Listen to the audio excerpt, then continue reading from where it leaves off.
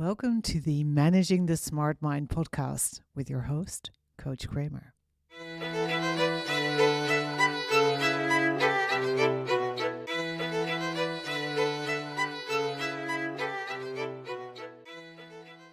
This is episode 9, Why Celebrating is Essential for Your Mental Health.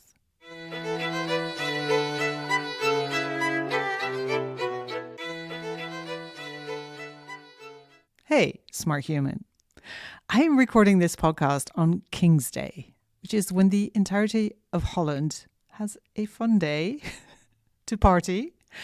The country turns into this giant car boot sale. Lots of people get very drunk and then at the end of the day eat kebab to run it all off. It's what we do to celebrate our king. Now, enough said about that. I think it's the perfect time for a podcast on celebrating and why it matters. And I, first of all, have a confession to make. I am incredibly bad at celebrating.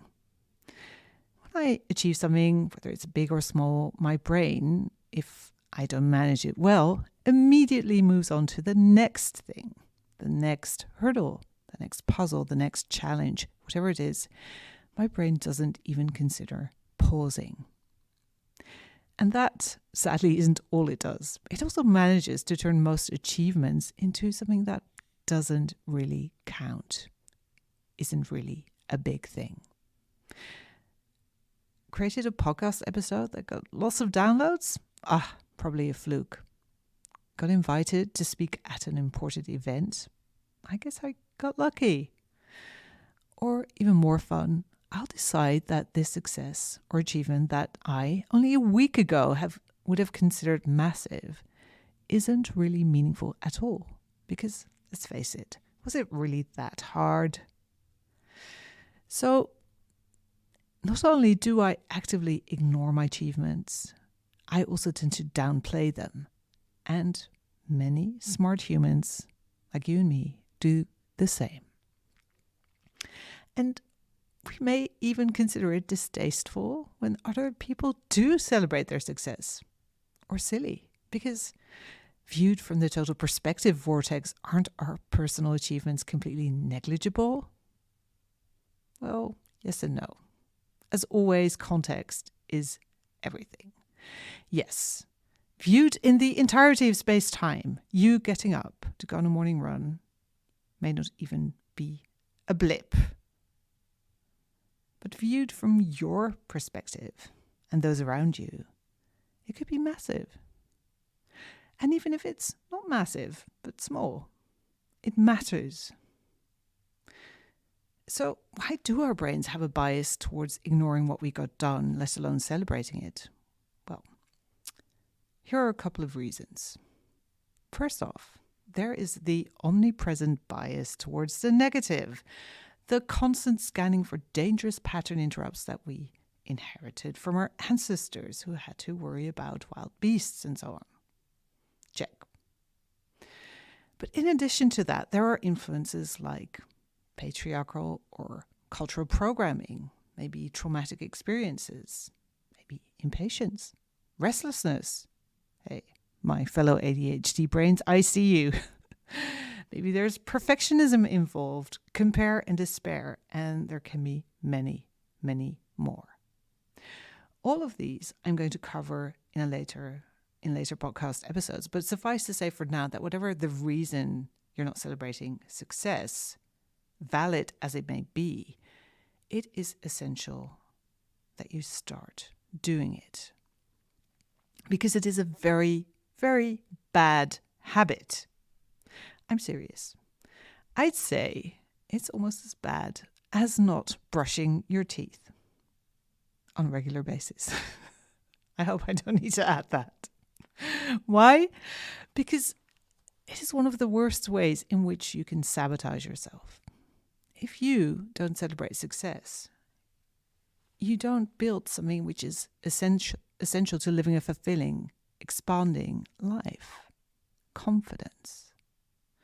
If you don't celebrate success, you don't prime your brain to see the positive in your life, and if left unchecked, this will make you miserable.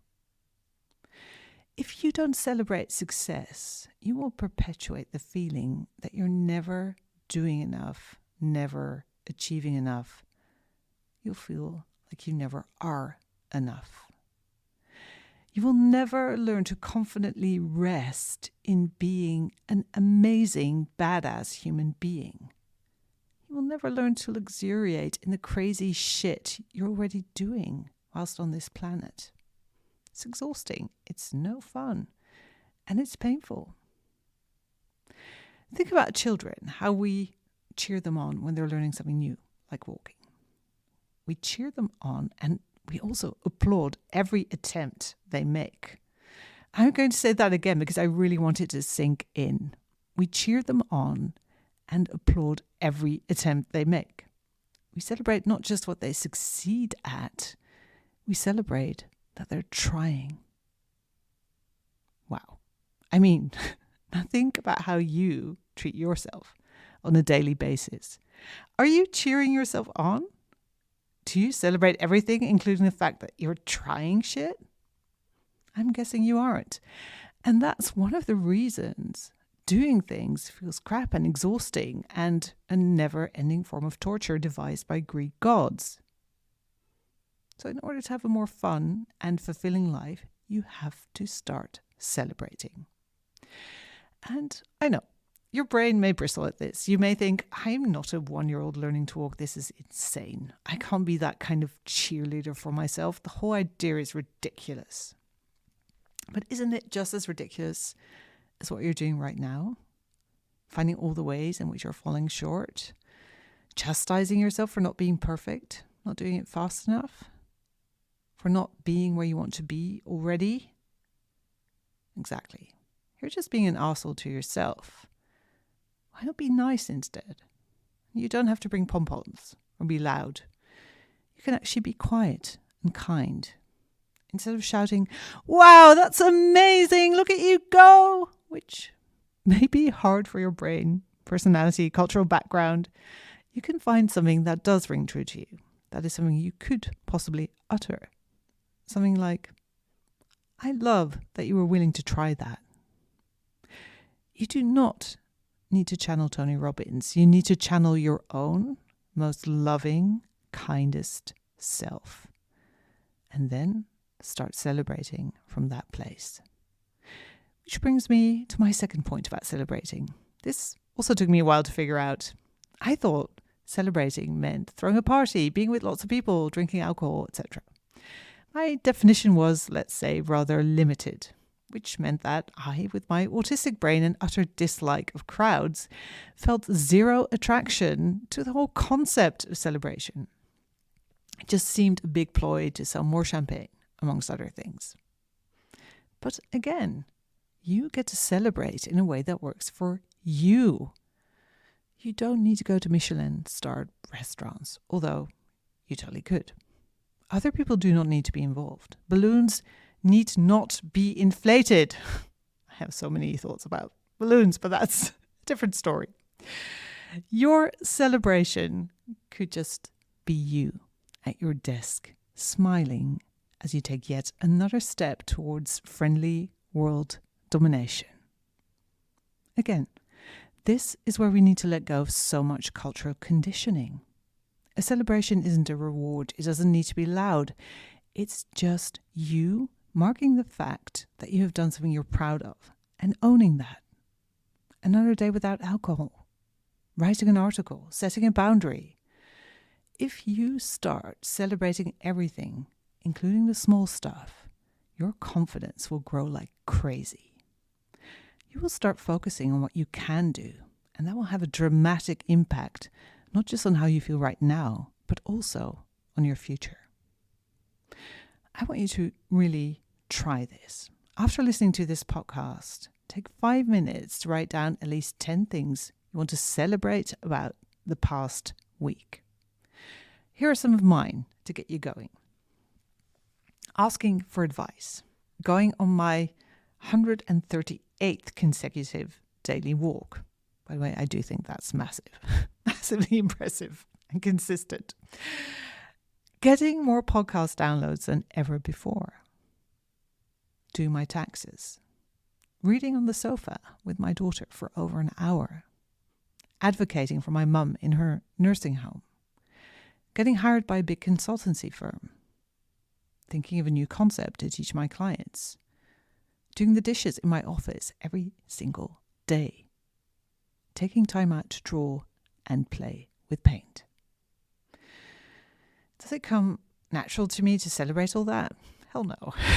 I have to constantly remind myself. But when I do, I feel so much better about myself, about the work I do in the world, the way I spend my time.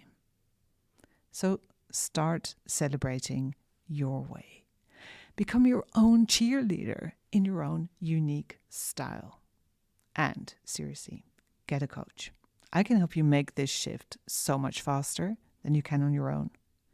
You can reach out to me via my website, coachkramer.org, or send me a message on LinkedIn to learn how we can work together. That's it for this week. Enjoy King's Day if you're celebrating, and if you're not, find something even better to celebrate. If there's a specific topic you'd love to see covered on this podcast, or someone you'd love to see interviewed, please let me know on podcast@elsakramer.com. And if you liked this episode, I'd love for you to leave a review so more people can find the podcast and learn to manage their smart mind. Have an amazing week. Bye.